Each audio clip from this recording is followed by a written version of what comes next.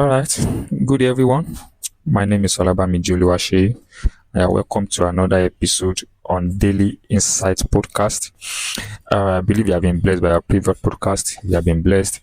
Kindly share with your friends, your family, your colleagues, and everybody around you that is passionate about knowledge, wisdom, and desire to grow in their work with God, in their ministry, in their business, in their career. This podcast is just for you. And if you are yet to subscribe to our YouTube channel, you can do so by subscribing, and also all the audio file is available on Telegram channel. Yesterday we discussed something very powerful and it was so impactful. We get a lot of feedbacks on what we know that is prevailing in our world and what we should expect of life when we put in the required level of diligence and discipline to what we do, and that is the power of focus. I said yesterday that until you invest a level of focus in an area, you don't have the right to complain. That the reason why you are seeing progress in one area and you are not seeing progress in another area is because the side where you are seeing results is where you have most of your focus, is what you focus to the most, and where you are not seeing results are the area you seldomly give attention to. So whatever attracts your attention, still your focus. If your attention is on social media and just scrolling endlessly, that means you are going to be making a lot of a lot of progress when you have to do with strolling. You are going to be the best stroller of the year. But if you want to get something significant done, you have to learn how to focus on something that matters. So this morning we are moving straight to another topic that I consider important and very powerful. That is the power of team building. The concept is so powerful and so dear to me because if you are a vision builder, if you are a mentor, if you are a coach, you understand, you are a businessman that have been in business for, let's say, 5 to 10 years, you will understand that there is one limitation that every man has. There's a limitation that exists in every human being, and that limitation is that you can't get everything done all by yourself. Are you getting what I'm saying now? There is no way. It has never been easy for anyone, and it has never been possible. Not only been easy, it has never been possible for any man to get everything on this side of life, to get it done all by himself. You will need input, you will need contributions, you will need attentions, you will need energy. I got what I'm saying. And the concept, I love sports entertainment, because when you have to do with team building, when you have to do with a concept of a team, it is most explained when we check the sports industry. We discover that we have 11 people on the field and everybody is taking position. One is not intimidated by other. The keeper is not intimidated by the defender. The defender is not intimidated by the striker. Everyone is playing his role, and that is how victory is achieved. If anybody wants to say, okay, I don't need these 10 other 10 guys, I just want to go there on the field, we just play my thing and just come back with World Cup, it's an impossible vision, no matter how zealous, no matter how visionary that person is. So that is how it is with life too. So all it takes to be visionary is a word from God. That is all it takes. But when it has to do with building the vision, when it has to do with commanding exploit with your vision, when it has to do with taking territories, blessing life, making significant input in the world by the power of vision, you will need synergy. You will need people's contribution. You will need a team, a right team, really. I got what I'm saying now. So no one can score alone. Everybody takes position and stay until victory is achieved. And that is how it is in destiny too. You cannot win alone. Your destiny is not an independent destiny. Your destiny depends on individual contributions. Your destiny depends on different, let me call it vibrations, energy, and inputs. So you cannot do life alone. That's something you must first of all understand. So you can't do life alone. You can do a lot of things alone, but you cannot build a sustainable vision alone. You can single-handedly buy a company. You can run it alone. You can single-handedly buy a share. You can single-handedly buy an asset, you can single-handedly purchase an existing system where you are trying to build a complex structure around it, but you cannot build it alone.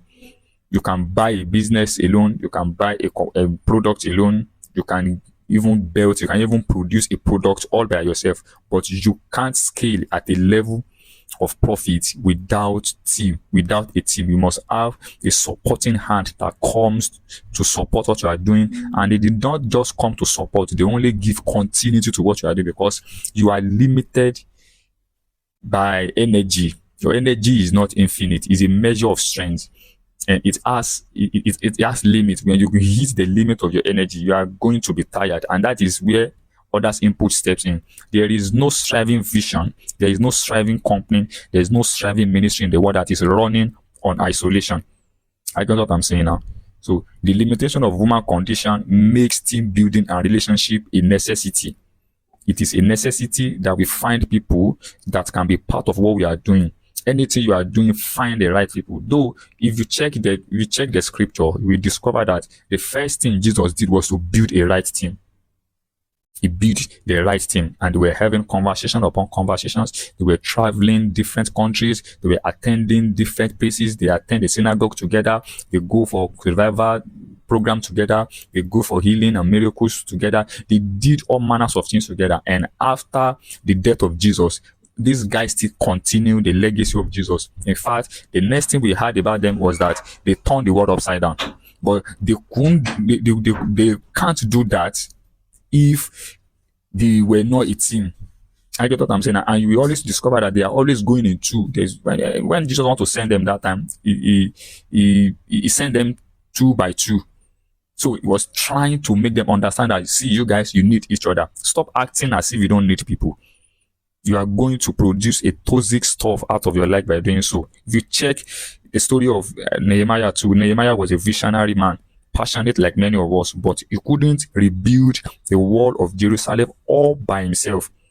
That already suggests to us that for any assignment, there are people destined to play a critical role in making that assignment successful. For any assignment God has given to you, don't think you are going to be successful in that assignment just all by yourself. You will need a team. There is nothing God gave you that is independent of others. That is why learning how to build relationship, learning how to accommodate people exegesis, learning how to accommodate people extremism is one of the critical skill you must have, especially as a leader. And if you are somebody that God has given you a mandate to shape culture, a mandate to cause a global reformation, you can't do away with having these skills of building a right team. I get what I'm saying now. Team building is a force of synergy. To have a vision, all you need is a word from God. But to establish that vision, you need a right team. There is no one that can make significant difference in our world in isolation. And team building is a principle of sustainability and continuity. The best way to sustain a team is to find like-minded people that can support. I call it a supporting pillars. A supporting pillar that can support what you are doing. And let me give you 3 things to look for quickly when you want to build a team, because if you don't understand this structure, you are going to find out that as important as team building is, you can build a wrong team and they are going to affect everything you are doing in a disappointing way, in a negative way. Are you getting what I'm saying now? So the first thing you must look out for when you want to build a team is humility to learn.